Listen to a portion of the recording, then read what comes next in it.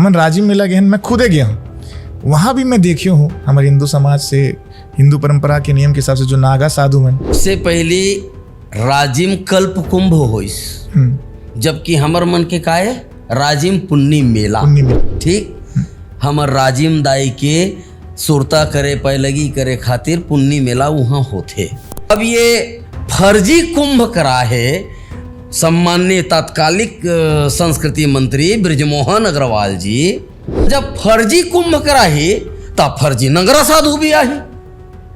जतका साधु एमन पता है रोहित भाई, जतका ये नागा बाबा की क्या थे नंगरा साधु मन, तेन मन हा कहाँ आया थे जाना दस कार में नहीं रोजी में।